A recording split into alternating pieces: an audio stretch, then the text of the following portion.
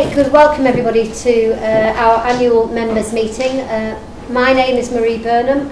I'm the chair of South West Yorkshire Partnership Trust, and it's a real privilege and honour to be the chair of what I think is an amazing organisation, and I hope you feel the same.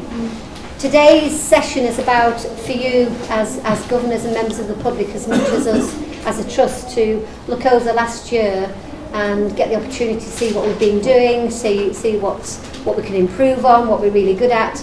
But there's obviously a statutory responsibility as well, and we'll be hearing from our Director of Finance about the finances of the organisation, as well as from our Director of Nursing about the quality of our organisation, both of which are statutory requirements. So if we have hecklers in the room, that's fine. Please feel free to heckle, put your hand up, or whatever. My job today will be to make sure it runs as smoothly as it possibly can, but I do want to get as much participation and engagement as possible. I have got a script, so unfortunately I have got a few things I do need to go through, just for ease really. I'm going to read them because I can't remember these. I think it's called a bit of age and a bit of senility maybe. So there's a couple of things here. There's no planned fire alarm test this afternoon, so if you hear an alarm, it's genuine. I'll be first out the door, so follow me, okay? So that's a fire alarm. Obviously this meeting is publicly streamed to enable members of the public to access the meeting online as possible, so we are streaming it. The meeting is being recorded and will be published on our website. I've been told it's on YouTube. For those in the room who know about YouTube, it means it's accessible and it's easy to follow and read. We'll also be joined by a number of our governors who will hear from John Leville. I know Bill Barwick, our Deputy Lead Governor, will be explaining about that, and we'll come to that when we come to it, about the presentation there. And it gives me great pleasure as well to welcome a lady called Dawn, who's got 3 poems, and she's going to read them out as well, and I'll introduce Dawn as and when we go through. So that's the kind of, if you like, some of the arrangements for today. What I would like to do, if I may, I saw this video when I first joined the Trust, and I use this video all the time. It's a little bit outdated, but I hope you'll look at it, and I hope it resonates with you the same way as it did me. And it's a little bit about what our organisation is about and what South West Yorkshire Partnership Trust is about. So I'm just going to play the video, if I may, and if you can just take a few.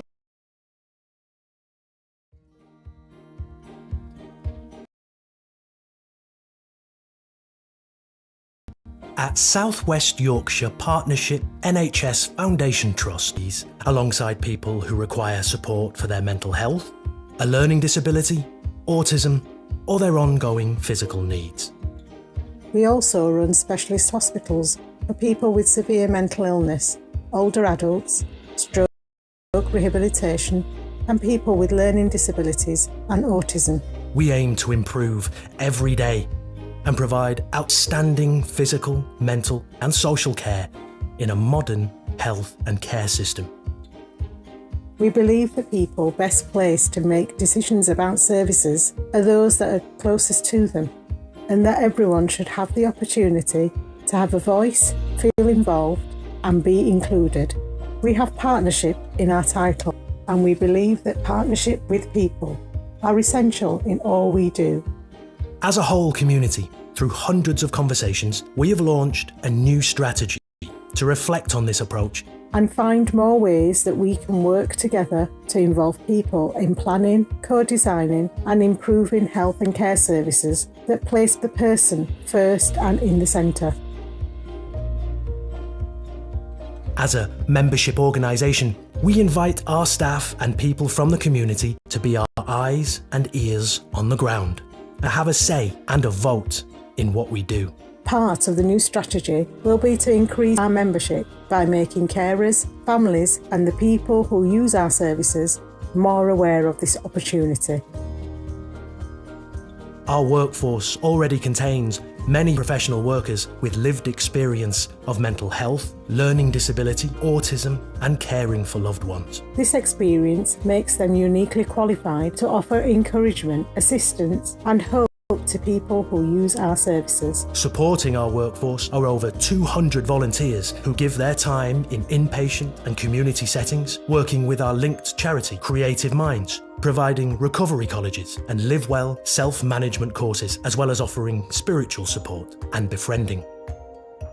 In the future, we will look to include more people with lived experience in our workforce and recruit more volunteers. The new strategy is designed to make sure everyone, our workforce, volunteers, those with lived experience and the communities we serve are better informed and feel more involved and included. We want people to get the information they need to access our services and to feel that they can communicate and be heard. To make sure our workforce reflects the diversity of the population we serve. That our services are person-centred and culturally appropriate. And for everyone to know that we are here. So that together we can create, design and shape services which help people to reach their potential and live well in their communities, with all of us in mind.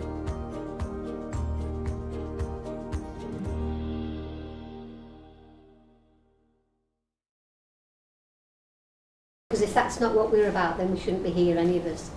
And I think more importantly, we're here for the people we serve. And for me, it's making sure we get the staff, support the staff, look after our staff. If our staff are happy, we'll deliver great quality of care to our residents, service users and patients alike. I also think as well, which is in there, is about that partnership working we must do across all of our partners and be that good partner as well. So without further ado, I'm going to shut up now and I'm going to hand over to my colleagues who've got presentations throughout the afternoon. And it's on that note, if I may, I'm just going to hand over to Mark, our Chief Executive. Thank you. Thanks, Marie. And if I can just start myself with a few thanks. As Marie said, I'm Mark Brooks. I'm fortunate enough to be the Chief Executive of the Trust. So first and foremost, thank you for making the time to attend this afternoon. Really do appreciate it, and taking an interest in the services that we provide and how the Trust performing. We've got an opportunity now actually just to look back over the previous year, but also look at the current context as well and the future direction of the organisation. Just in terms of the thank yous though, I mean, these events don't create themselves, and I think there's a big thank you to all of the people that have been involved in organising today. We've had the nice service stalls outside, and all the organisation that the corporate governance team led by Andy and Julie have done to actually make this a real success, and I think it reflects superbly when I walked in today and saw the layouts. I think it's really excellent, so thank you to everybody that's been involved with that. So again, if we just move on to the next slide then please, Andy, what we'll just talk about, or I'll have the opportunity to talk about, is a little bit about our trust values, and hopefully most people are aware of what these are. But I always think it's worth coming back to them because I think it's something that shapes our organisation, and it underpins how we do things in the organisation. It's how we work. It's not just about what we do, it's how we do it. So I won't apologise actually for saying what our values are, but we do build our values into all walks of the way that we do our jobs on a daily basis, whether that by our recruitment processes, our annual appraisals, setting objectives. And we always like to give good examples of where we've met our values, or actually examples where we haven't met them and can learn from them. So if you look at them, and I think they really resonate with me, I know it's attracted a lot of people to the organisation where they realise we're such a value-driven organisation. We do try and put the person first and in the centre. We know that families and carers matter, just as explain what Marie was saying. We're here for the public, we're here for our communities, and that is absolutely pivotal to the way that we provide our services. Respectful, honest, open and transparent. I don't think anybody could ever disagree with how we live and adopt those particular values. It's not good enough to stand still though, is it? We always aim to improve and actually ultimately to be outstanding in everything that we do. Whether you're a nurse on the front line, whether you're a doctor, whether you're an electrician, whether you work in our HR team, if everybody's outstanding, we are providing outstanding services in all that we do. And actually being relevant today is great, but also actually being ready for tomorrow. The future's always looking to move on, and we as an organisation need to move on as well. So they're our values, and what we like to do actually fairly regularly is actually just check in and see how well we're living our values. When we have new starters, we actually have an event once a month for our new starters. It's like an induction basically, and we ask a question every time: why do you do your job? And actually, when you look back at the results of that, people actually come up with pretty much the same thing every time, and it really epitomises what we're all about. There's a real common bond. People talk about helping people that are vulnerable, supporting people, helping people make the best of themselves, and living to the potential. So I really want to start my presentation with actually talking about our values and just reiterating the importance of them to us. So if we just move on again, and what I'll talk about now is actually the context that we found ourselves in the last 12 months, and actually where we are now. And there's an awful lot that's actually happening around us all the time. I think a year ago when we held this meeting digitally, we talked about COVID a lot, didn't we, and the vaccinations, talking about our restrictions. let's be honest, I think we would all love COVID to have gone away by now. We've seen some examples when there's low prevalence in the community, but at the moment it's increasing again, so it's not gone away. So our staff are having to manage that day in, day out, whether it be by managing the number of outbreaks we have on our wards, keeping people safe, ensuring that we actually follow really careful infection prevention and control guidance. That's really key to us. And obviously, if COVID's prevalent, our staff are not immune from catching it.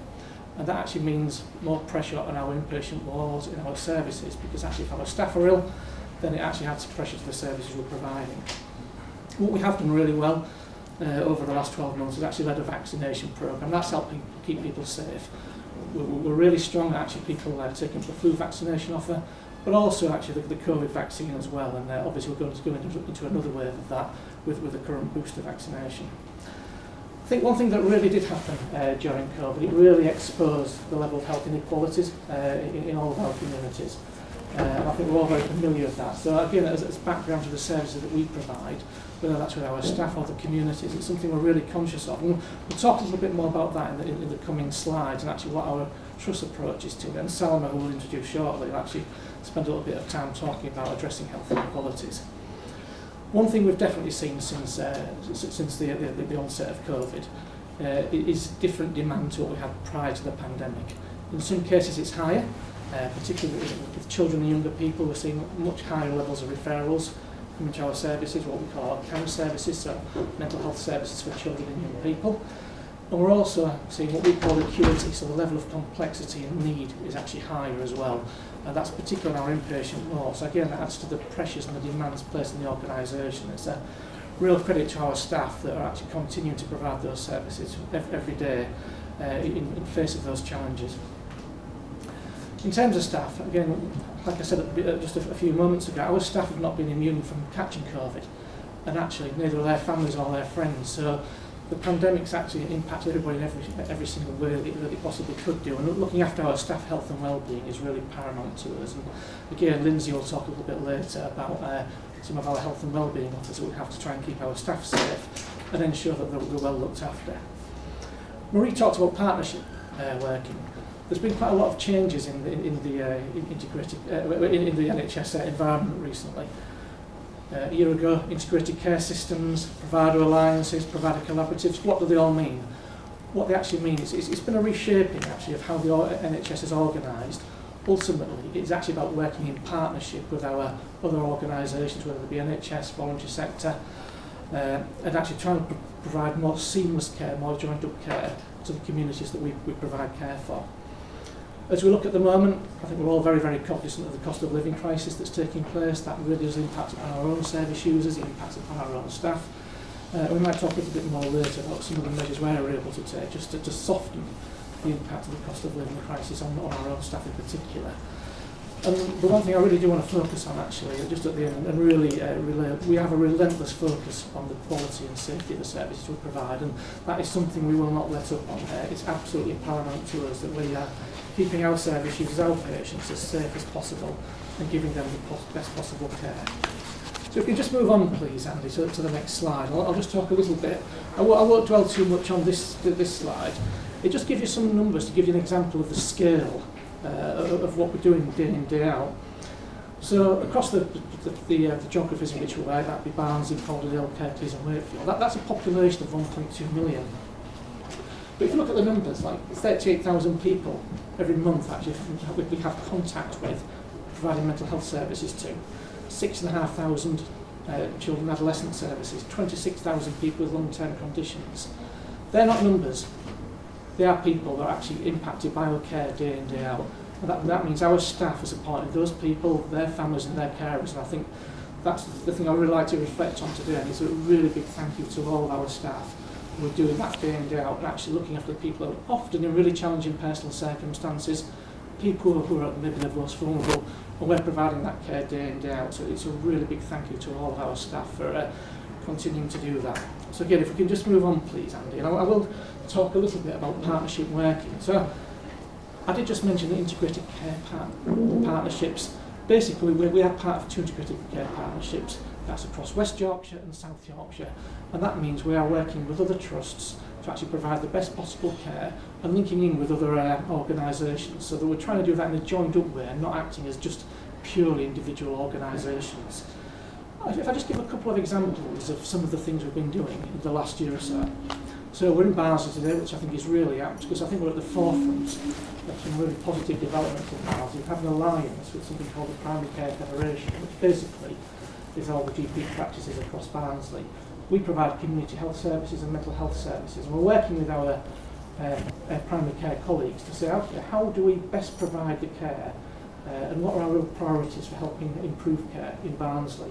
So if I give a couple of examples of some of the priorities that we've identified, we know that actually some of the health inequalities we have for people with severe mental illness and learning disabilities are actually worse than the rest of the population.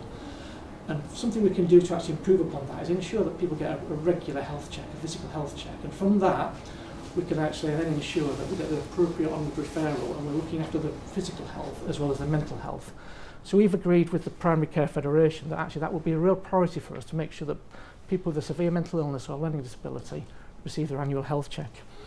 Within Calderdale in West Yorkshire, we are really prominent in actually providing a number of different alternative therapies, and we're really supporting arts and physical health, and we've done some really outstanding work in Calderdale promoting those. In Careclees, we've been supporting patients who are ready for discharge, and in Wakefield we're a founder member of a mental health alliance where we work with other providers of mental health services across Wakefield, again to provide more joined up care and actually to ensure that any investments in mental health are done with the whole system in mind, not just individual organisations. Then we provide adult secure services, so forensic services. We basically lead to provide a collaborative in both West Yorkshire and South Yorkshire for those, which again means we're working with the other providers to identify best practice and how we can provide more joined up care to improve the ultimate service offering. So if I just move on then please, Andy, and I'll just talk a little bit about our strategy. So we look at our strategy pretty much every year and just ensure that it's fit for purpose and it meets the current requirements. What I'll focus on, and I won't spend too much time on this, but we have 4 key objectives, which is to improve health, to improve care, to improve the use of resources, and actually to make SWYPFT a great place to work. Particularly on that last one, we know there is really heavy demand for staff at the moment, and we're in a very competitive environment. So the more that we can actually make our organisation an employer of choice, then actually the better care we can provide, and the more staff we'll have to provide that care. That's really backed up actually by us addressing health inequalities, which again Salma will talk about a little bit about later, and actually social responsibility and sustainability. I think as it's become more prevalent. I think with the summer we've had, we've all recognised the additional challenge posed by climate change. We've actually, our Trust Board, recently approved a strategy for social responsibility and sustainability, and we're quite excited to have a launch of that fairly shortly, and really looking forward to being an anchor organisation in each of the places that we work. The inequalities I think is really interesting. I was fortunate enough to attend our Racial Equality and Cultural Heritage Network meeting a couple of weeks ago, and the theme was about inclusivity and belonging. And one of my visions for our organisation is it belongs to all of us. Whoever you are, whatever your background, whether it's you're from an area of deprivation, whether it's ethnicity, gender, age, sexuality, whether you have a mental health illness or learning disability, we want everybody to belong and be inclusive in our organisation. So just moving on from our strategy, please, Andy, and I'll just talk about our strategic ambitions, which I think are really quite important. We have 5 strategic ambitions, and looking at them, it actually really helps exemplify all the different services that we provide across our trust, which are many and varied in different locations. So we talk about, in the first one, learning disability services, specialist services and forensic services. We talk about our community health services and wellbeing service, and I'll talk about a couple of achievements we've had in a few moments. Obviously what a lot of people recognise us for are our mental health and learning disability provision, which we are a large provider across West and South Yorkshire for. Working in partnership, which I've just talked about, and Marie talked about as well, and actually working in partnership with others. It's something we're used to, so when all the changes have come in about working in partnership with others, it's actually been music to our ears. It's how we work anyway. We work with the voluntary sector, we work with charitable organisations, we work with other NHS trusts, and actually we work with service users, families and carers as well. And actually just going back to how we do things, it is about actually being innovative. It's about working in a compassionate manner. And they're all really key and fundamental aspects of how we operate as an organisation. So if we just move on, please, Andy, to the next slide. And if I go back a year or so, and for those that attended the annual members meeting, which we held digital last year, I think it's fair to say we were in a state of transition. We'd had a couple of key retirements. Our chief executive at the time, Rob Webster, was seconded on to actually lead the West Yorkshire integrated care system. And so we had a number of people in interim roles, and our chair, Angela Monaghan, was due to retire. So I would just actually take a moment actually just to reflect that Rob Webster, who was our chief executive for over 5 years, Angela, who was the chair for 4 years, did an absolutely fantastic job for our organisation, and we owe them our thanks. And fortunately, they left us in a really strong position, and that's enables us actually to build on a strong position that we already had. So, in terms of changes since then, so Marie, obviously you met earlier, joined us as chair on December the 1st last year. That's been a really welcome addition to us. Marie didn't actually give you much of a background. I know she's quite shy about these things, but Marie is actually a former chief executive in the NHS, and she does exactly what a chair does and really challenges us but supports us at the same time. So really welcome Marie joining the organisation. 2 more non-executive directors, one of which is in the room, which is Mandy, who's joined us. Mandy used to actually work in the NHS as well at Caldwell Huddersfield Foundation Trust, and has a real expertise in digital. We talked earlier about being innovative and actually using Mandy's experience to challenge us about how we as an organisation are embracing digital innovations. I think is really helpful as well. And David Webbs has also joined us, and David's a qualified accountant who actually chairs our Finance, Investment and Performance Committee. Then in terms of the executive team, really pleased that we've been able to strengthen in 2 areas. So Greg Moores, who unfortunately can't be with us today because he's ill, has joined us as our Chief People Officer. Again, Greg's got a background in working in the NHS for quite a number of years in senior HR people roles. And Adrian Snar, who you'll hear from shortly, has joined us as Director of Finance. And again, Adrian's got a wealth of experience in commissioning, in provider, and he's also worked recently for the national team as well, so he brings a real depth of experience to us. Personally, I'm absolutely delighted that Salma during the year, Salma, who will be introducing to you shortly, actually, Salma's our Director of Strategy and Change, but she also became our substantive Deputy Chief Executive as well, which I think is fantastic for me because she challenges me in a way that I don't always think, and I think it's a great compliment that we can have 2 people that are of differing ways that we work, and Salma's been a real asset to us as well. And then just finally, for those that actually been associated with the Trust for longer, Alan Davis, who was our former HR Director, was actually awarded an MBE in the New Year's Honours List. So many congratulations to Alan. That was well deserved after 29 years of being an HR Director for one form or another of this organisation. So they're the leadership changes, and I'll just speak a little bit about celebrating some of our successes. And I think it really is important in all the challenges that we have at the moment. We hear a lot of bad news, don't we, nationally, but despite that, as I said earlier, our staff are doing a fantastic job day in, day out. So very fortunate today that I think we've got actually some of our Excellence Awards with us. We have our Excellence Awards each year. We weren't able to have them for a couple of years because of COVID. We actually ran them virtually last year, and actually it went really well. We'd love to have done it in person, and hopefully come April 2023 we'll be able to have it in person again.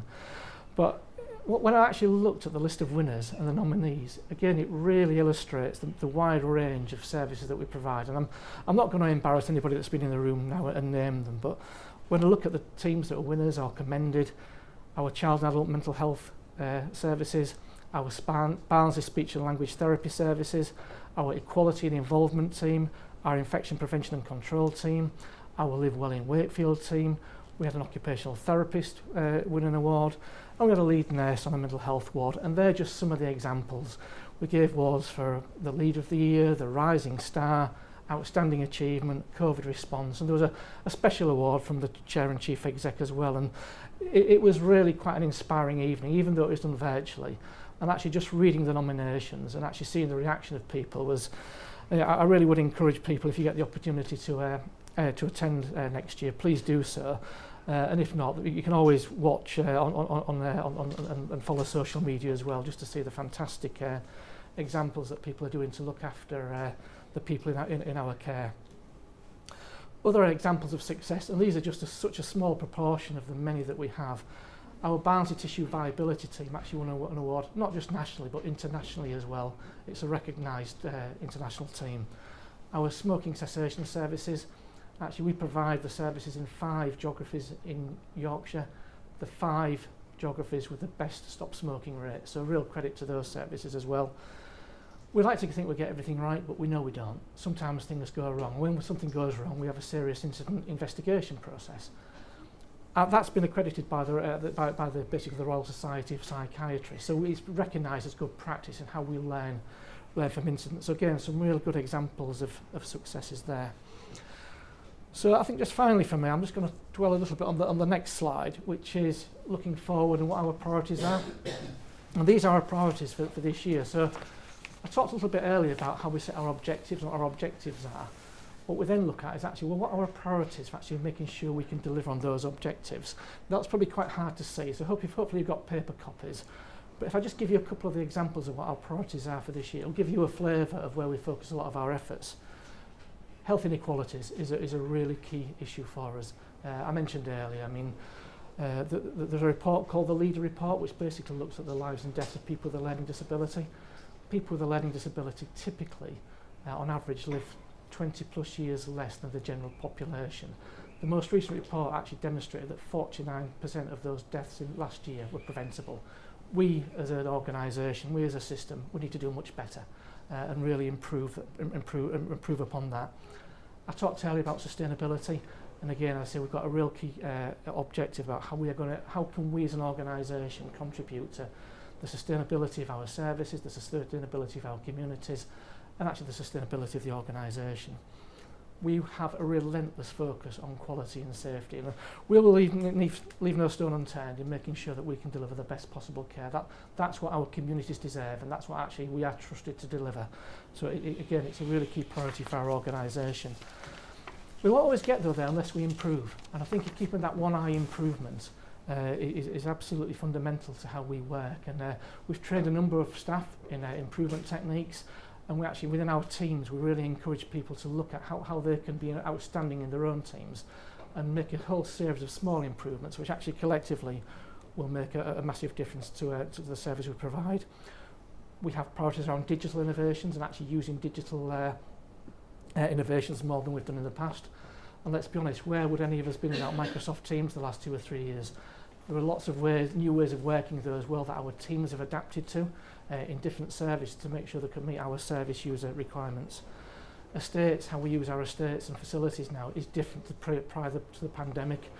We still have to look at how we can actually make it as safe as possible for members of the public to actually use our premises. So again, we're updating our estate strategy at the moment, and we'll hopefully have a new one very shortly. And then a relentless focus on people as well, because actually without people we're nothing.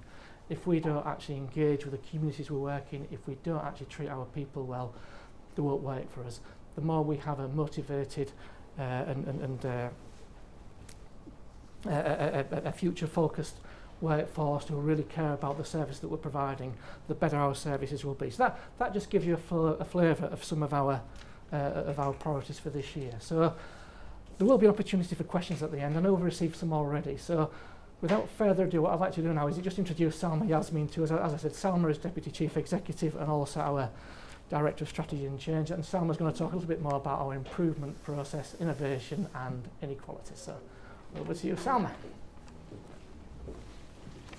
It's a bit scary. I feel like I'm due to give a sermon, but I won't, I promise. Thanks, Mark. So just following on from Mark, keeping a real focus on, I suppose, some of our achievements and areas of focus over the last year. I'm going to say a little bit more about 2 key areas. The first one is our creative approaches. This is really important to us because it's fundamental to us achieving our mission, which is really about helping people to achieve their potential and to live well in their communities. It's also about ensuring that we're helping people live better lives and give them the opportunities to access the stuff that matters to all of us. So I'm going to start with a short video which I think should come on and just ask you to watch this. Creativity has really kept me above water. Creative approaches is really important because it focuses on your wellness rather than your illness. Creativity is actually sort of bringing services together. The feedback that I've got from students, I'm like, yeah, I'm getting confident now. There's just nothing quite like it out there, and to be part of that is absolutely amazing. Here at South West Yorkshire Partnership NHS Foundation Trust, we are absolutely committed to ensuring that we continue to develop and deliver creative and cultural opportunities and solutions for everyone that uses our services. Creative approaches are very important to us. We recognise that traditional therapies might not suit everybody. We are all individual, and creative approaches can mean many different things to many different people. The Trust offers quite a few creative approaches. So we've got Creative Minds, we've got the Recovery College, Spirit in Mind, Pastoral Care and Volunteer Services. When we talk about creativity, it can be anything. Mine was an art class, but it could be cricket, football, rock climbing, singing, dancing. I have several mental health issues. I suffer from obsessive compulsive disorder that really just takes on my mind and my life. I've started with Creative Minds. I'll just put on anything that I get my hands on, and as long as I'm producing something that is better than what my mind's thinking, it makes me happier. I lost my mother in 2005. I went off rails a bit, suffering right bad anxiety and depression. I started counselling in 2007 via pastoral special care. Now I'm involved with Spirit in Mind in an ambassador role.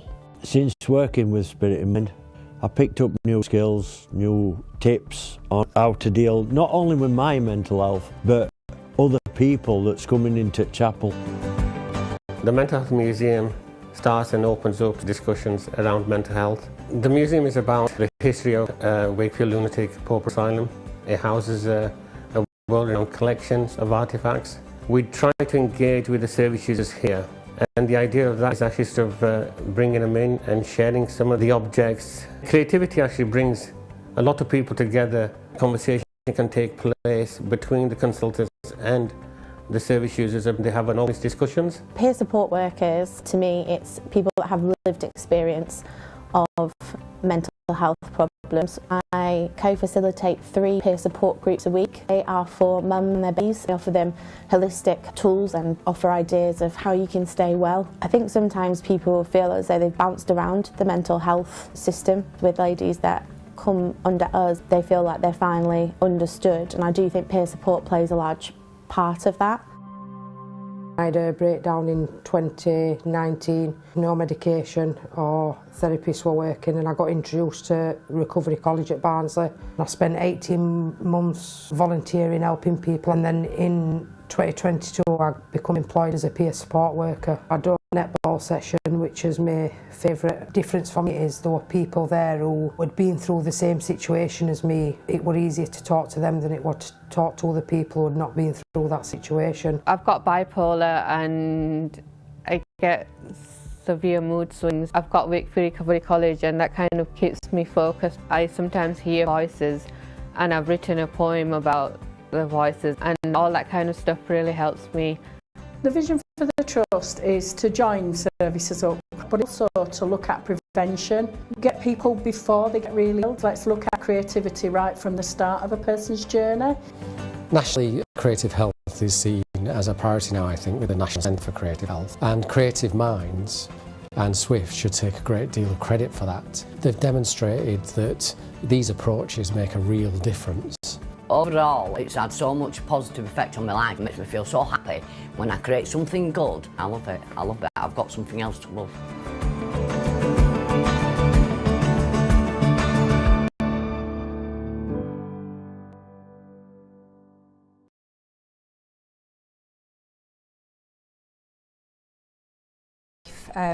Our creative approach and the range of creative approaches that we provide across the Trust, and we're very proud to say that we are only one of 2 mental health museums in this country, and if you haven't been already, then do come and visit us, please. So over this last year, we've spent a significant amount of time focusing on accelerating and really embedding creative health approaches, not just through our linked charities like Creative Minds, but also really thinking about our inpatient environments and how do we work with artists to create much more therapeutic environments and nicer places for people to be in, particularly when they're most vulnerable and distressed. So we've got a huge programme of work happening right across our inpatient environments to make the dining rooms much more pleasant experiences for people, and we know that that will help solve some of the difficult, tense experiences that people have during meal times. We've also employed a number of creative health practitioners that are working in our services as part of integrated teams, which is really positive. We've got much more to do on that, and we'll be ambitious over this next 12 to 18 months to do that. We've got services that are developing creative approaches as an integral part of their offer. For example, our perinatal mental health services are really innovative. They've developed a project called the Lullaby Project, which enables new mums to work with an artist, a singer, and to create a very personalised lullaby for their child, and the outcomes are really positive. They're just some examples of the work that's happening. Next slide, please. Delighted to say that Creative Minds, our linked charity, has celebrated 10 years this year, so it's been going for a significant amount of time, and it's credit to the Trust Board and the Trust that's continued to invest in these approaches. So not only are they working with people deeper in communities across a whole range of creative and cultural opportunities and creating those for people to access to prevent ill health, but also supporting people when they're at that point of being distressed and needing support, but may not want to necessarily engage with traditional therapies or interventions, as well as supporting those that access our services.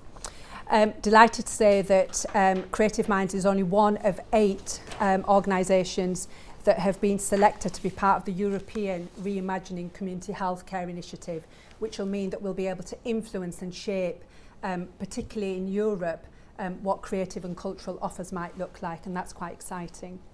We're also working with the West Yorkshire ICS, the Integrated Care System, to support them to think about developing and expanding the creative and cultural offer. And certainly if Rob Webster was here, he would be saying that creative and cultural opportunities are not just better for health and outcomes, but also make really good sense in terms of the economy and in terms of productivity as well. Next slide, please. So just to say a little bit about AUP, which is our charity, a huge thank you to everybody that's contributed to AUP this last year. I'm not going to read that out, but this is just to bring home the number of people that have raised funds, and all of the money, every single penny, goes back into our services and into our communities and to support our staff well-being. But we've seen a real increase over this last year, people wanting to support AUP through a whole range of activities which are on there, and I won't read them through. Next slide, please. Right at the beginning of this session, Marie started and kicked us off with a really powerful video which was all about people in terms of our workforce, but also our communities. And I'm going to end this session really focusing on the strategy that was in that video earlier, and just to say that last year we were launching the strategy here at this AGM and sharing that with you. I'm delighted to say that since then we've been able to make significant progress on involving people in their own care, involving people in our communities to help shape what we offer, involving our staff in making real changes in the organisation. We've got so much more to do, and we're on that journey, and we'll continue that. And I think Mark, our Chief Executive, set out the tone for this organisation, which is about inclusion and belonging, and I think at the heart of this strategy is really that. So next slide, please.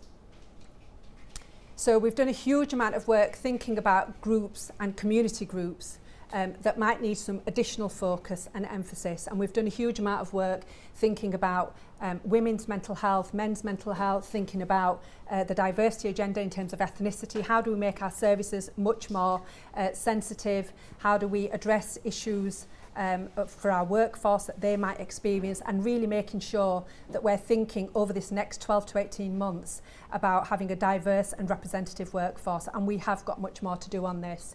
For carers, I'm delighted that Dawn, Abu's not here, and Gillian, who have worked really hard on this agenda. We've got a carers passport, which means that we look after our workforce who might also have caring responsibilities. And we're also, Confident Carers Award? We've got levels 1 and 2, and we're only a small handful of organisations that were externally validated for that, which is really positive, and we will continue to work on achieving level 3.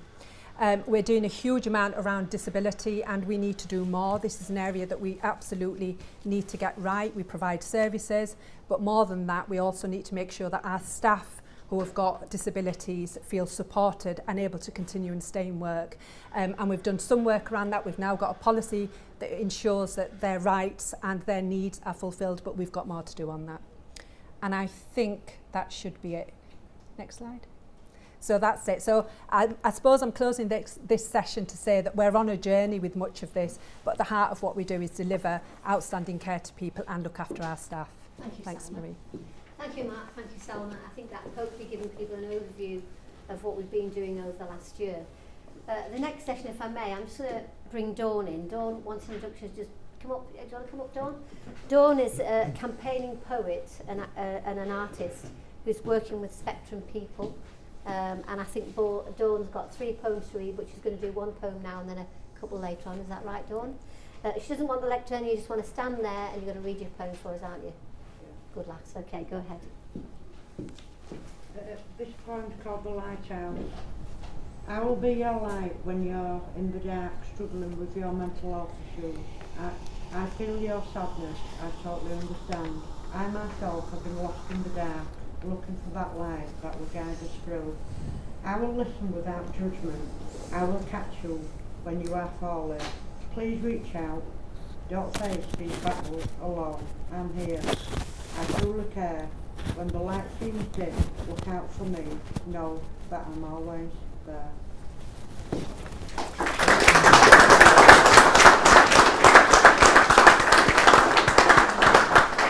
Brilliant, Dawn. And I'm not just saying that. I think it's a real skill, not just to write a poem, but to stand up here and have the courage to read it out. And yeah, I can sometimes get emotional, Dawn, and I'm going to, but I'm not going to, if that makes sense. But thank you, Dawn, that was beautiful. We'll hear from Dawn a little bit later as well. I'm going to move on now to some of the statutory role, if I may, and I'm going to hand over to Adrian in terms of our finances. Am I right? Oh, I've missed Darryl out. Oh, isn't that awful? I'm going to go quality first, then finance. So, sorry, Darryl, my apologies. It's fine. Darryl, please. Thank you. Good afternoon. I'm Darryl Thompson. I'm Chief Nurse and Director of Quality and Professions.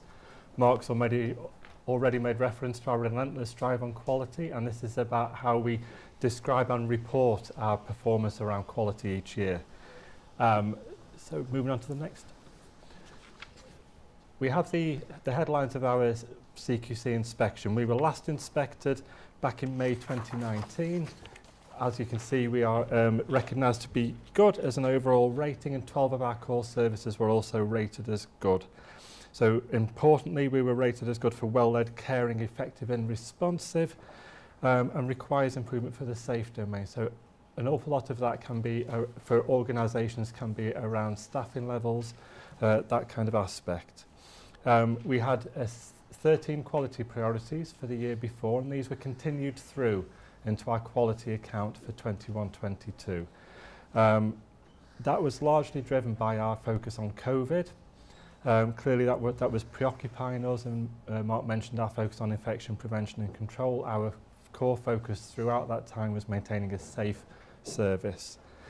Our quality priorities continue to be in line with the Trust quality strategy and remained aligned with the strategic objectives. So we'll talk about that more as we go along. And also with the priorities and the priority programme. So it's helping to make sure that everything fits together well. Andy? So these were our quality priorities for 21-22. So you can see that they were aligned with the domains of the CQC. And within our quality account, that's our annual report that we are required to publish by the Department of Health. It is available on our internet, on our external facing internet. We describe our progress against each of those quality priorities and the examples of our learning and of our development in line with all of those.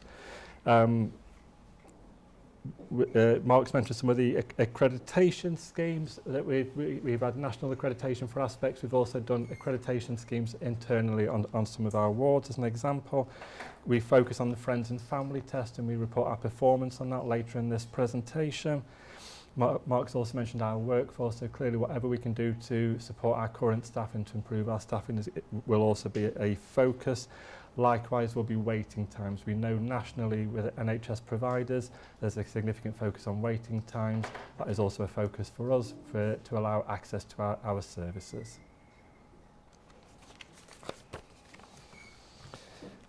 So we can see here our progress against the friends and family test. We don't do bad. We would like to do better. Clearly, we are below target, but we are working hard to both improve our response rate, so we hear from more people. So one example of how we hear, we've now got a direct access to give feedback, but not on our external-facing website. So we have many more different ways of hearing what people's experience of service is like. And you can see here that we break down from community services, so these are our Barnsley community physical health services, our mental health services, and then it brings an overall average for us as a trust. We also report each year on our what our staff recommend us as a place for care and treatment. Again, that is part of our ongoing commitment to improvement. We are working hard to improve that as well. Thank you, Andy. My clinical background is in working in first episode in psychosis, so this aspect is very dear to me. The earliest we can intervene for somebody presenting with their first episode, ordinarily a younger person, then the better we know the outcomes will be for that young person and for those around them. So I'm very pleased to say that nearly 90% of people were treated within 2 weeks of referral. As part of our commitment to safety, we see people when they're discharged from hospital who are managed under the care programme approach. Within 7 days, 98% of our service users were seen, and 98.8% of our service users were experiencing a gate-kept admission. Now, that sounds a bit of an odd phrase. What that means is that they were met by a community team and every option for the least restrictive option of care for that person to receive was explored before hospital was arranged. We met key targets around improving access to psychological therapies, and a lot of that is focused on the outcomes that people achieve. So this is from mild to moderate mental health problems, and that also describes our waiting times to access those services.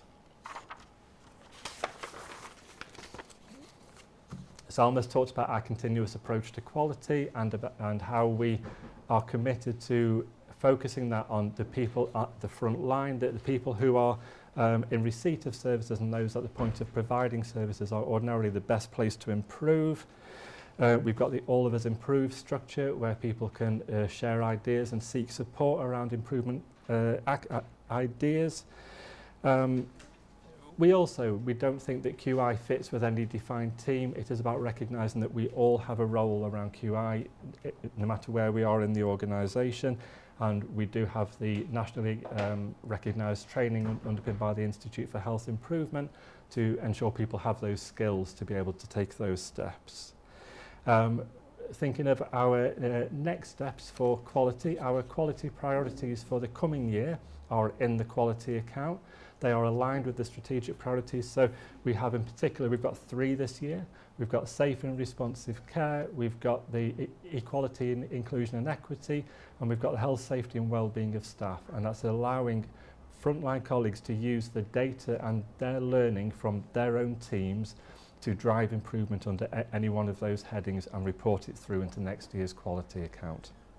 That's all I've got to share. Thank you. Thank you, Darryl. And I think I'll go on to say, without any question at all, quality is one of the most important things to us. And I think you'll see by the results there, we do set ourselves really high standards, but then we should.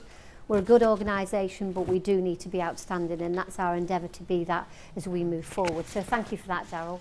I think it does encapsulate all the areas. We talk about quality, and that's around about the measurement side. Quality is also about those personal relationships. It's about that connection with our people.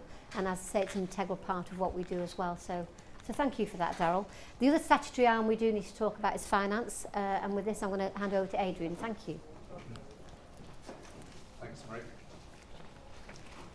So, good afternoon, everybody. I'm Adrian Snarr, Executive Director of Finance and Resources. And as Mark alluded to at the beginning, I'm one of the new starters at the Trust, so I've been here just over 2 months. Delighted to be working for the Trust and delighted to be here today. I've been around long enough to know that hearing from an accountant talking about the accounts is not the highlight of today, but it is important. So, you know, Mark talked about the priorities for the organisation, and Salma talked about the fantastic work we do, which is absolutely the most important thing that we will do. But if we don't manage the money, it makes everything else really hard. So, you know, I'll go through the financial position. It is a very positive message, and it just indicates how well run the trust is, and allows us to do some of the fantastic work that you've heard about today. Next slide, please, Andy. So I'm just going to talk a little bit about process and a little bit about the content of the account. So some high-level information, some of the key financial results, and where did we spend our money. And again, that's quite important just to provide some context of where we focus our efforts, particularly at board level within the trust. And I'll just conclude with just a bit of information about charitable funds and again, how we use some of those resources. Next slide, please, Andy. So, you know, we've already heard, this is a look back into 21-22. COVID was still having a significant impact on the trust, and it had an impact on corporate services as well. So the way we prepared the accounts became more complex because of remote working. So we were allowed extended deadlines to prepare the accounts. All of our audit work was done remotely, which added complexity to the process. But nevertheless, we got the accounts completed. We submitted the draft accounts on time and within the required timescales. Next slide, please, Andy. This is fairly standard. So what you'd expect to see when we submit our accounts is that they are scrutinised at various different committees and by external bodies. So Head of Internal Audit Opinion gave positive assurance, so that's our internal look at controls to make sure that we've deployed our resources appropriately with the right level of control within the organisation. But just as importantly, external audit look at that. So they are independent. They look at how we've deployed our funds, and they look at some of the technical aspects of how we prepare our accounts to make sure they are a true and fair view. They gave positive assurance that we didn't make any amendments to our accounts based on some of the feedback that they gave. There were some minor recommendations, but we dealt with those during the accounts process. And quite importantly, they do a piece of work which is called a value for money assessment. So that looks at how we spend all our resources to make sure that we spend it appropriately and we can demonstrate value for money for the taxpayer. We are a tax-funded organisation. Within the trust, we would present the accounts to the audit committee, and the audit committee again would scrutinise, would probe and ask questions about the content of the accounts. We've been through that process, and we've also been through the similar process with the trust board. And again, we managed to do all that within the requisite timelines, and they go through to NHS England for NHS consolidation, and then ultimately they go to Parliament. So the process went as expected, and we hit all the required assurances as part of that process. Next slide, please, Andy. Thank you. So what are the accounts telling us? Well, what you can see is we've had a fairly significant increase in income. And I'll come on to why that is in a minute, but a lot of it is due to some of the system changes and the fact that we are leading a collaborative across West Yorkshire, and I'll just expand on that a little bit more in the next slide. You can see a matching increase in expenditure, so income's gone up, expenditure's gone up, but having said that, we were still able to deliver a surplus, so we quite a healthy surplus actually. You've probably been hearing in the media, certainly recently, but if not for a little longer, that NHS finances are significantly constrained. So the fact that we've been able to deliver this level of surplus is a positive for the organisation. We do try to deploy all our resources effectively. So what we really want to do is we want to be as close to break even as possible so that we make sure that we can use the funds that are available to us. But surplus is better than deficit without a doubt. Next slide, please, Andy. So just focusing on a few of those key metrics. So as I've just mentioned there, we delivered a surplus, 9.2 million it says on that side. The previous slide was slightly higher. We strip out something called impairments, which is a technical accounting change. But the money that is available to us that feeds through as a surplus is just a little over 9 million. There's quite a lot of focus at the minute on certain categories of spend, and agency spend is one that's getting a lot of attention at the minute. So we would dearly like to reduce our reliance on agency and recruit substantive members of staff into the organisation. That is incredibly difficult at the minute. So we do place a reliance on our bank system and on our agency staff. And what you can see there is that over the last couple of years, our expenditure has increased, and we spent in that accounting period just under 9 million on agency staff. So it remains an area of focus for the board. Whilst it's a key financial metric, it's also a key quality metric. So we scrutinise our spend on agency every month, and we are striving to bring that down to a lower level. We've got a very healthy level of cash. So cash is important for a number of reasons. One, we need it to fund our capital programme, but we also need to make sure that we've got sufficient cash in the bank to pay our suppliers. And paying suppliers on time is really, really important. Again, you'll be aware from the media the difficulties in the economy at the minute. We can play our part by making sure that we pay our suppliers on time, whether that's big multinational companies or local suppliers that we strive to use as much as possible. So it's quite important that we have the cash available to do that. You'll see on this slide at the bottom, just tucked away, we've got an amber there. So we've slightly underspent on capital. Capital is really constrained in the NHS at the minute. So again, what we need to try and aim to do is to make sure that we can deploy all the capital that's available to us. And in 21-22, we underspend slightly. The main reason for that is capital schemes take quite a time to mobilise. So there's quite a time lag between the inception of the idea, building up the business case, and then spending the money. So we've categorised that as amber because we didn't fully deploy our resources through capital that year. Some of that was inevitably impacted by COVID as well, and making sure that our supply chain partners can mobilise, and it was quite difficult, particularly in the early part of 21-22. So at a high level, very strong indicators, green on most indicators, and I say an amber that we've flagged on capital there. Thank you, Andy. So I mentioned that income's gone up by £34 million, so that's quite a jump in a year. We get a contract uplift every year. We negotiate that with the funders, the commissioners and the ICBs. So that's to be expected, and we got 1.7% uplift, which is the norm for an NHS provider organisation. We're still getting in 21-22 COVID funding, so still quite a lot of resources deployed through COVID in that period of time, and we got additional funding for that. And we continue to get an uplift for the mental health investment standards, so that we can prioritise investment in some new services across the mental health services that we offer. But the biggest change in our income was the fact that we've gone live with the collaborative work that Mark alluded to at the beginning. So in simple accounting terms, we continue to be a provider of secure adult services as a trust, and we've always been resourced to do that. But what we now have is we have additional money that's been given to us by NHS England, and we buy those services for the rest of West Yorkshire, and that started part of the way through 21-22. So when I come back in a year's time, you'll see another uplift because we'll have the full year impact of that new collaborative feeding through into the accounts. Thanks, Andy. So where did we spend our money?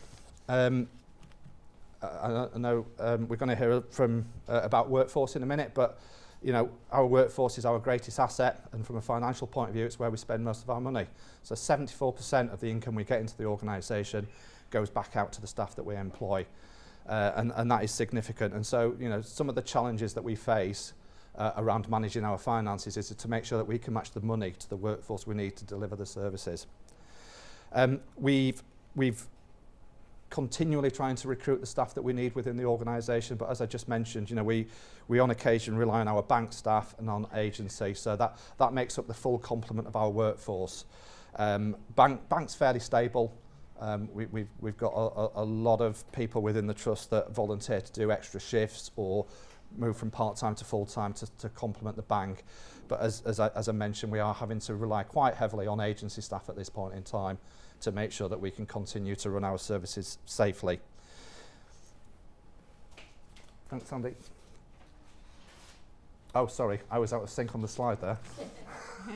We got you. Yeah. Sorry, my slides are in a slightly different order. So I've covered the pay, non-pay. So again, it's fairly stable in terms of our non-pay expenditure. What you can see, there's two big movements. One is clinical supplies, where the expenditure's gone down, and that is largely because we're not using as much PPE. So as we started to come out of the COVID restrictions toward the end of the year, we spent less on PPE in particular. And the healthcare provision line, which has gone up significantly, is what I mentioned about the collaborative work. So we are buying health services, which is why it's badged there as healthcare provision. We buy services from other NHS trusts and other private providers for that collaborative work. Right, I'm back in sync now. As I mentioned at the beginning, capital is constrained across the whole of the NHS. So although we have sufficient cash in the bank to fund a larger capital programme, there are national restrictions in place as to how capital can be deployed in each NHS organisation. So we in effect have to bid for our share, and our share in this period was 9.8 million. And as I said, we slightly underspent on that by 8.6 million. And part of the challenge is because it does take time to mobilise. Largely we deploy those resources between buildings and IT technology. And part of the challenge is to get the balance right. We need to make sure the buildings are properly maintained, but we need to make sure that we're able to invest in digital technology so that we can continue to modernise our services. And we will continue with that focus as we move through this year. And the capital restrictions across the NHS aren't getting any less severe, so we have to make sure that we manage that funding within the best of our ability. Just to finish, I think it's just worth mentioning again, so Salma showcased some of the work that the charities do within the organisation. They are really, really important. So from a financial point of view, they might not be the biggest pot of money, but they have great flexibility to offer the things that we can't do from core funding. So the finances of AUP and the linked charities are in a very strong position. So as you can see, hopefully you can see the bottom slide, but you know we've got just under 1.5 million in reserves within our linked charities, so that allows us to carry on with some of that great work that Salma mentioned earlier. So the financial strength of our charity is very, very good, and it allows a bit of value add outside of some of our core services. Thank you very much, Marie. Yes, thank you very much indeed. And it's a nice position to be in as an NHS organisation, to know financially our organisation is strong and robust. The next session is, as you know, being a foundation trust, we have members are important, the most important thing to us, and obviously we have our governors who basically hold our non-executive directors to account. I know, Bill, you just want to say a few words on behalf of John Laville, our lead governor, who's unable to be with us today. So, Bill, I'll hand over to you for a few minutes. Thank you. Good afternoon. Yes, I'm Bill Barkworth. Those of you who don't know me, I'm a publicly elected governor for Barnsley and the deputy governor. I spoke to John Laville, our lead governor, this morning, and he just wanted to send his apologies for not being here, and also express his frustration at not being here. John's got some hospital treatment next week, and has been advised that he should keep isolating. I think very sensible advice. And I say frustration. I mean, for those of you who know John and love working with John, like I do, he's no stranger to frustration. So when I say frustrated, he was really frustrated not being here. But he is here in spirit, and in a few seconds he'll be here on the screen as well. And he just wants to go over really the work that the governors and the members' council have done this year, and the contribution that governors and the members' council have made to the working of the board. Over to you, Andrew. Thank you, Bill. Hello, I'm John Laville and I'm publicly elected governor for Kirklees, and I'm your lead governor. Next slide, please. You're the voice. So what comes into your mind when you hear that phrase? Well, I said that to our company secretary and he immediately says, oh, that was a hit for John Farnham, who you've probably never heard of because it was a one-hit wonder in 1987 and it reached number 78, so a major hit. But the lyrics for the chorus particularly are quite poignant. So some say, you're the voice, try and understand it, make a noise and make it clear. We're not going to sit in silence. We're not going to live in fear. We're all someone's daughter. We're all someone's son. But why start there? Well, I asked our governors to tell me what they think we should be proud of in the last year. And Daz Doola, who's one of our public governors for Wakefield, said this: I believe that enabling the voice of those that feel they have no voice is something to be proud of. Well, too right, Daz. Isn't that just what we should be about? To be the voices of the communities, the voices of the people that we serve. So as governors, we have two jobs. One is to hold the non-exec directors to account for the performance of the board, which we'll come on to that a little later. But the other is to listen and then be the voice of that community that we live in. Next slide, please. So, whose voices are we? Well, we're the voice of the baby in Hepton Stall whose mum is suffering from postnatal depression. We're the voice of the young mum in Berkenshaw whose daughter's just moved up to high school. She's been bullied and now she's started to self-harm.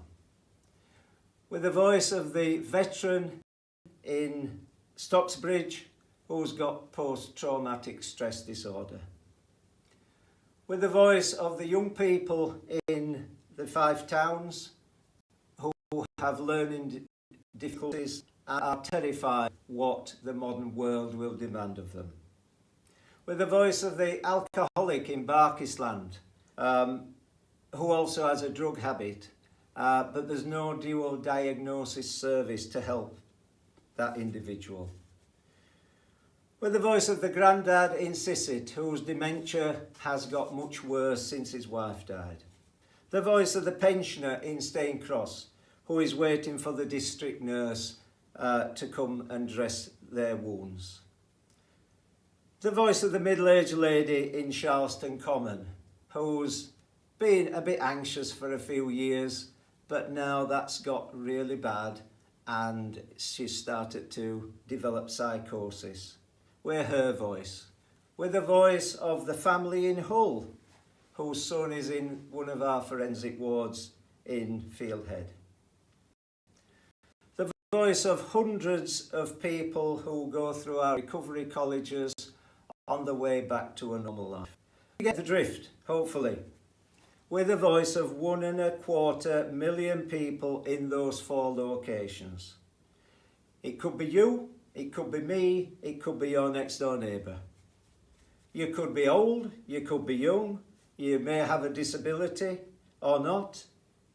Male, female, trans, old, young, whatever race, whatever creed, whatever sexual orientation, we are their voice. So those examples are real conditions, because you'll have heard of them. They're in real places, but linking the two is a fiction. You may not even have heard of some of those places. You can be sure that people in our trust, some people in our trust, know every street in those locations. So how do we get that voice across to the trust and the people that run the trust?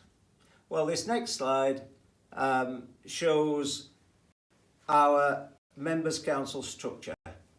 A number of you will have seen this before because we showed it last year and the year before, and it's not changed. So if it's winning, why change it? So with 34 governors altogether, 18 are publicly elected. That's 3 for Barnsley, 3 for Barnsley, 3 for Calderdale, 5 in Wakefield, 6 in Kirklees, and 1 to cover the rest of Yorkshire and neighbouring counties. We have 7 staff governors, and they are the voice of our 4,500 staff. we have 9 appointed governors who are from our partner organisations, 4 local authorities, Wakefield, Barnsley, Calderdale and Kirklees, 3 acute trusts, Calderdale and Huddersfield NHS Trust, Barnsley NHS Trust and Mid Yorkshire Hospitals. We have 1 appointed governor from our staff side organisation and 1 appointed governor from Huddersfield University. All of those governors then feed their voices, their thoughts, their ideas, their feedback into the chair, Marie, who you seen earlier, and those voices then get to our board of directors, which is made up of 7 non-exec directors and 6 executives. So that is how we get our voice through to the people who run the trust. The next slide has got numbers on, and you will have seen and will see even more numbers, so I'm not going to dwell on this, simply to say that our membership, public membership, was broadly static, actually went down a few percentage points, but it has recovered, so we've now more members than we had this time last year. Our staff numbers are slightly up, and that means that virtually all our staff are members.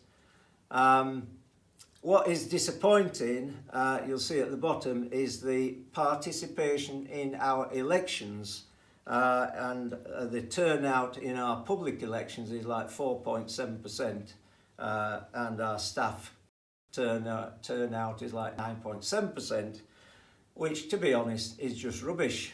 And we need to do much more work to engage our membership during election time. Moving on to what the Members' Council has done through this year. Well, we set ourselves a number of objectives. You won't be able to read this slide in detail, and that's intentional. All I want you to do is look at the colours, and you can see broadly the performance against objective is green. The 2 areas where we didn't achieve what we intended to achieve in the involvement area, one was the governor's involvement in community groups, and secondly, the governor's involvement in publicising the trust with our communications team. Both of those activities were held back by the pandemic, which is why they're amber. In terms of effectiveness, one of our ambers is inclusivity and diversity, which is much, much better. We're a much more inclusive and diverse members' council than we were, but we can still do better.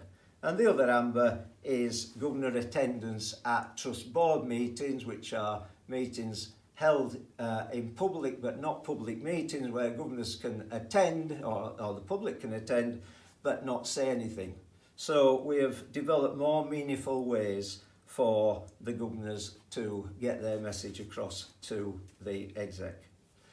So, moving on, other things that we can be proud of, the development of question and answer sessions with the chief exec, chair, and now the chairs of the board committees and the lead executive.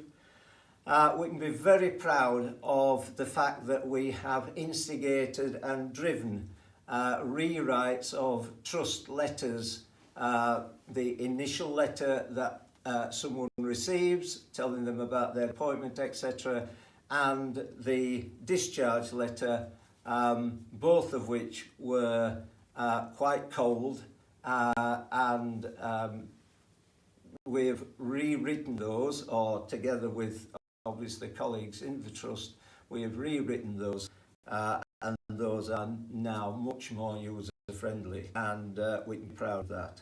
We revised the format of the Members' Council, so there's much more time for the governors to discuss the things that they want to discuss, rather than it all being business, business, business.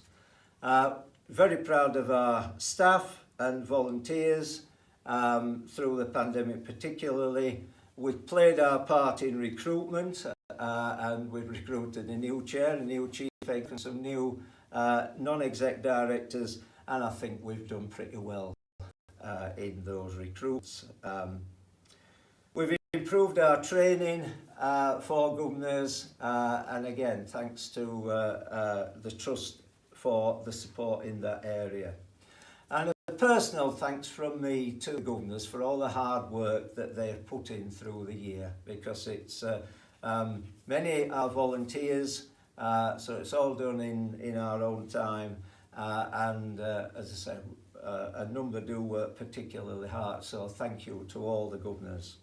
So we've talked about our objectives, we've talked about what we can be proud of in the sort of concrete things that we've changed. And how does it feel? How does it feel to be a governor? There's significance in the colours here. The blue and white happen to be the colours of my favourite football team, lifelong football team. So a bit of personal indulgence. And some of the speech bubbles you can read for yourselves. I'll pick one or two out. Governor said, being on the Members' Council, it's a warm and friendly place. It's good that we are to be there and be the voice of our communities. One which is really important to me is that people we can challenge with no fear. And as we've said, we have got to be the voice. Sometimes that voice is not what the Trust is wanting to hear. But we've got to say it. We have got to be able to challenge without fear, and that's what we do, and that's how it feels. We share insight, we are inclusive, kind and respectful. So we've looked at what we've done in terms of our objectives, the concrete things that we've done, we've looked at how it feels. So the other thing that we have to do is hold our non-exec directors to account for the performance of the board, which is not easy to say, but even more difficult to do. So a couple of years ago, the only opportunities that we had to interface with our non-execs was through our Members' Council meetings, and we had 4 a year. And the non-execs used to be present, but not much more than that. And there were the 8 public board meetings a year, which again, we couldn't contribute to. All we had to do was sit and listen. And we had the wonderful speed dating session, and the least we say about that, the better. Now, we've still got the Members' Council meetings, we've still got the public board meetings, but we've now, thanks to Marie and Mark, developed 12 Q&A sessions, which, as I say, the Chief Exec, the Chair and the Non-Exec Director responsible for a particular board committee. So we have 12 of those a year. We've got one tomorrow. I would remind governors that's on the call, and I would hope that as many of you can be there as possible. And what about the future? Is that it? Well, no. In the future, we're going to have, like next month, couple of months' time, we've got agreement from Marie, Mark and the non-exec directors that we will have governors as observers on the board committees. I think there's about 7 board committees, so we will have governor observers, and that will give us up to 50 opportunities to observe the non-exec directors doing their job, which is to add value to the trust. So 2 years ago with 4 opportunities, at the moment we've got 16, and in the future next few months we're going to have the opportunity for more than 50 observations, and that's by the number of governors who can attend those funds. So what's coming? What's ahead of us? Well, as most of you will know, we've a major reorganisation of the NHS structure, gone our clinical commissioning groups, and we're now in the integrated care system for West Yorkshire. We've got a new corporate governance code, and that will then give us a way to get our voice heard on a bigger platform of West Yorkshire. So it's a great opportunity to get our voice heard on that wider platform. We still need to hold the Nets to account. One thing we need to do is to continue with our diversity and drive that forward. We need to involve more young people in the Members' Council one way and another, and we've got plans to do that. We need to refresh and renew our objectives, and all of that is to look to improve our services that we deliver to our communities. And that is through our voice. So, finally, we need your voice. If you're not a member, I would urge you to become a member. If you are a member, I would urge you to think about being a governor. We need your voice heard.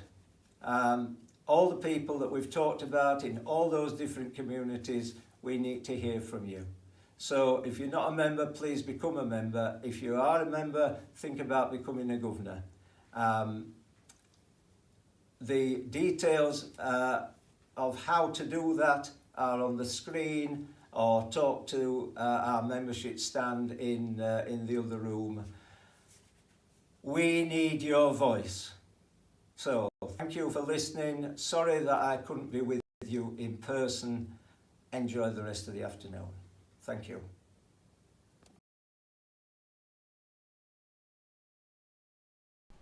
No, you're happy with that?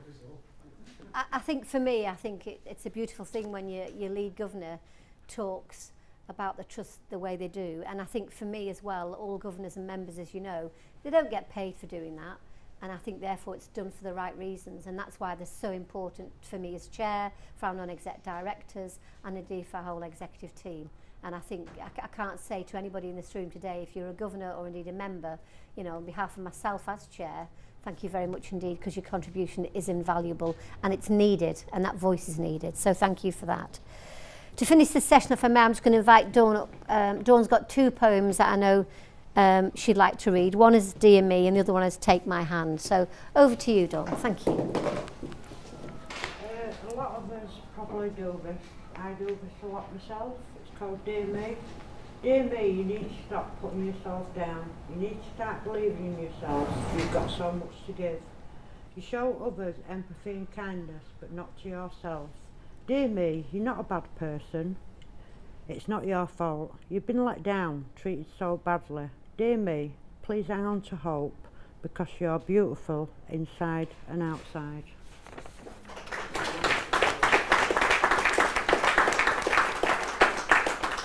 This is a new one what I wrote. It's called Take My Hand. Take my hand, come with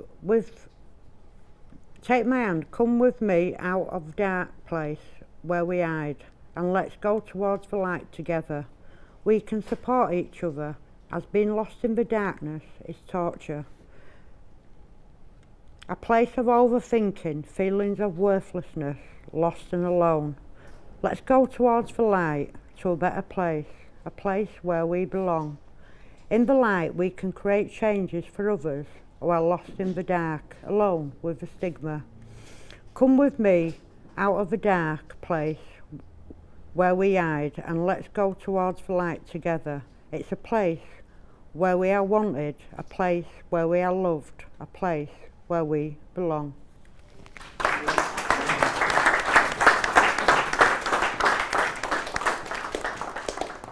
don't know about you, but I think it resonates with all of that, doesn't it? So thank you, Dawn. A really brave thing to do. And Dawn's kindly allowed us as well. We're going to take those 3 poems and we're going to make it part of our trust and make sure people understand and appreciate what it means to be a service user, and it is somebody actually receiving the care from SWYPFT. So thank you, Dawn. Obviously, our people are the most important thing for an organisation to get right. We need to support our staff in the biggest way. If you get good staff, you get good service. And the last section of today is about the people in our organisation. Unfortunately, Greg, our Chief People Officer, is unwell today, but I'm going to hand over to Lindsay, our Deputy. So thank you, Lindsay. Thank you. Thank you, Marie. Good afternoon, everybody. I'm Lindsay Jensen, Deputy Chief People Officer. So we've heard a lot about our people and our staff, and I think it's even more important that we focus on making SWYPFT a great place to work. And how are we doing that? So last year, when I was talking around September time, we just implemented our new Great Place to Work strategy.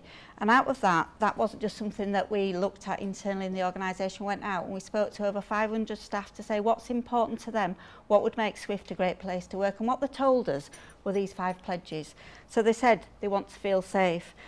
And by doing that, we need to think about how we tackle bullying and harassment and how we have more staff to provide our services. They want to be in supportive teams. They want to work collectively. We know working together as a team actually makes our services safe and actually supports everybody. And they want to be able to have quality supervision and appraisals. They want to feel that they're keeping themselves fit and well, and that they've got support from the organisation around their well-being, and actually they're able to offer flexible working and they've got manageable workloads. And I think we'd all agree with that. They want to come in and they want to be able to develop their potential. They want to be able to have opportunities to learn, to grow and fulfil their potential. And then they also want to have a voice that counts. We've heard a lot about voices, and we listen in this organisation, heard a lot from our governors around that, and a voice is really important. So we have ways to be able to do that. I think when we look at those pledges, we look at what the NHS has told us in terms of their NHS People Plan, and we've looked at our plan and we thought, that's right, we've done this even before the NHS People Plan, so good on us, I think, from a SWYPFT perspective, and that makes Marie smile. She likes that, don't you, in terms of we like to be able to be at the head of the game. So I think we can congratulate ourselves, but not in terms of where we are. We've got a lot more to do, and I suppose when we look at those pledges, what we've got to say is we've got to underpin those by our values. Mark talked a lot about our values. We attract, we recruit, and we lead and develop with our values underpinning all that, and that's really important to us as an organisation. We also have to think about equality and diversity and inclusion, that's about giving that sense of belonging to us all, and it's something that we do deliberately, but also do every day as well as we work through with our people and our teams in providing our services. So just next slide please, Andy. So in terms of some of the stuff that we've been doing, just want to sort of share with you some of the great work that we've been doing. Certainly we talk about equality, diversity and inclusion, and we've really upped our game around our training. We've really looked at what that means, how that will actually make the difference that we require. And to do that, we also need to understand who are our staff, what is their diversity, what is their background. So we've done a really good exercise to actually try and map that across our ESR and workforce system, so we can use that data to really help us think about the future and where we need to prioritise some of our work. We've really been thinking about disability as well. I think Salma talked about sometimes we've always missed a little bit around disability, so we've really focused on our disability staff network, and we've had a couple of events and got some more planned around Disability Matters events. We've really worked in partnership with our staff side. We're really keen to be able to work with our staff side and our unions to make sure that the work that we do supports what they're thinking about, and they're the voice of our members. Particularly doing some work recently around bullying and harassment, and just to say we did win a National People Award last year around our partnership working, which was really good, and it's something that we really want to build on and continue working on. I think we led on ethical international recruitment across the system. One of my colleagues worked tirelessly to get international nurses in the trust, and we've got over 30 now, and they're actually starting to make a big difference for us. We've really got an ambitious programme. We've got a programme that's going to run into next year, and we want to expand that into not just nurses but allied health professionals, and certainly in terms of doctors as well, consultants. And I think we've really got a good background to do that, and as I say, services and colleagues are really seeing that difference in that. We're also looking at other roles. We know that nurses are a challenge, one of the shortest occupations, along with some of our other areas, and we really want to look at those new roles. Particularly want to focus, we heard from colleagues in our videos around peer support workers. They're really making a fantastic difference across the organisation. We're also looking at other roles and actually thinking about what is that career progression and progression for our staff, so particularly thinking about training trainee nursing associates, trainee allied health professionals and trainee psychologists to really start to grow our workforce going forward. We're also trying to be innovative. We're trying to look at how we do things differently. We know in the world of COVID that we couldn't always meet face to face around our events. We've had virtual recruitment events which have been fantastic. We've actually been able to recruit 36 health support workers through our virtual recruitment events, so we'll continue to do those, but also want to try and get into our face to face assessment as well. We've talked a lot about wellbeing. Wellbeing is really important about staff, and we know that that's dipped during COVID. We've heard from our staff that that's been really tricky. It's been really difficult in terms of PPE coming in, difficult circumstances, and we've had colleagues off with COVID over the year and still off. So it's really important we look at our wellbeing, and we've really put a lot of store by that we've used our wellbeing surveys. We use an external organisation of occupational psychologists called Robertson Cooper who come out and help us to do that survey, and everybody gets an individual wellbeing report that they can use on an individual basis but also use in terms of a team. We've got established staff networks. We've seen and heard some of those, and those are growing and really maturing. And actually, in terms of what they say to us, they come to the board every year and they challenge us, they tell us what they're doing, but they also are really helpful in terms of getting the voice of our staff and help us to move and develop. We've got our new menopause group established. I think that's really important. That's been a recent taboo, but that's something we're trying to get the accreditation around that. And we've really got a new policy and really supporting people. And lastly, I think we've talked about this a lot. We are really proud that we've got a really enhanced occupational health and wellbeing service. We've got a dietitian, we've got activities, we've got a physio, we've got counselling, and we've also really got a focus on physical health and really physical health activities. And Salma asked me to promote that we're moving swiftly, that we're actually got our event around the Halloween, which is in the next few weeks. So if anybody wants to join that, come along, get your pumpkin and get your blood pumping around. But it's really important that we do that we get that sense of keenness across the trust. So thank you, everyone. Thank you, Lindsay. And I think I can't overestimate the amount of effort that goes into, you talk very quickly there, Lindsay, but the amount of work that's going in for our staff and the contribution our staff make is just, it's just amazing. I think we move on to questions and answers now. Or questions and answers, a question session now. Obviously, we're very tight for time. If there's any questions we don't pick up today, then please just email them in. We'll certainly answer them. Is there anything anybody in the room would like to raise at all before we close the session off? Yeah, Dawn, yeah. I think it's been a few years now, but I think the crisis team need retraining. Because when I've been under the crisis team and it hasn't helped, the key word is distraction technique. I like go for a walk, and when she's feeling suicide, go for a walk, have a bath, watch TV, make a sandwich. And to me, it don't work. I think there needs to be. Well, we'll pick that up outside with you, Dawn, and then look to actually talk to the crisis team about that. Point well made. Thank you, Dawn. We'll pick that up. I would like to thank the people who have compiled this excellent information. I think it's been really good, and also to the professionalism of the staff that's presented it. I think it's been a well worth coming this afternoon and listening and watching, and it's food for thought for the future. It's good bedtime reading to read it again and have a look through it and concentrate on it and everything. So again, as I said, just thank you to all the people concerned with compiling it and presenting it and everything. Thank you, I appreciate that. Thank you very much indeed. Gentleman at the back. Afternoon. All right. I think this is a question to Salma. I think within like what the issues you've on your slide you say, what's the particular focus towards the youth, where you got issues of a lot of suicide in young males? Sorry, I didn't hear the last bit of that question. Whereby, what's the particular focus towards the youth in principle with it? Whereby you got the issue like males between say 18 to 25, there's a high percentage commit suicide. How do you intend to focus on that? Yeah, so I'll kick off with that, but I might hand that over to Yeah, that's fine. So, it's a really good question, and during COVID and post-COVID, we have seen increased demand across our communities, irrespective of gender and age. We've definitely seen an increase in the number of young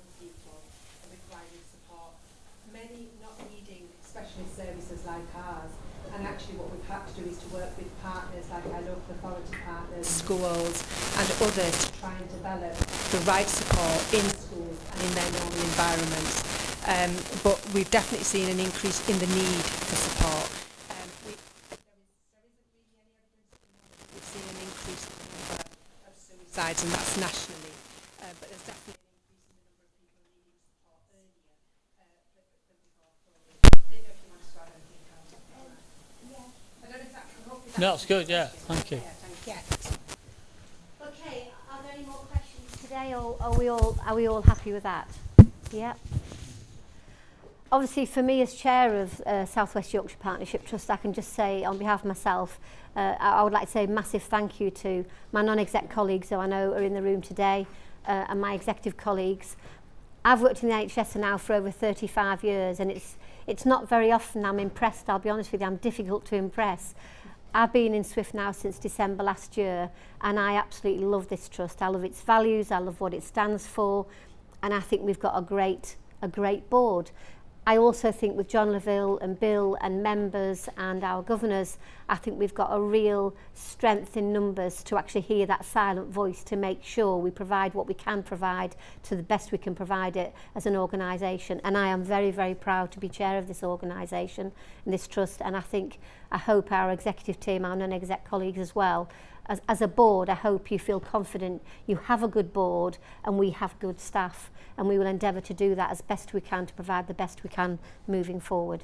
So on behalf of myself and my board and on all of you today, thank you very much indeed for your attendance today, and as I say, we will move forward with confidence and we'll continue to do the best we can for the people we serve. Thank you very much indeed, everybody. Thank you.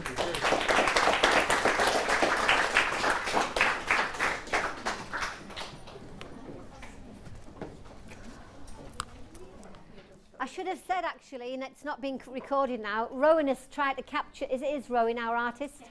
Rowan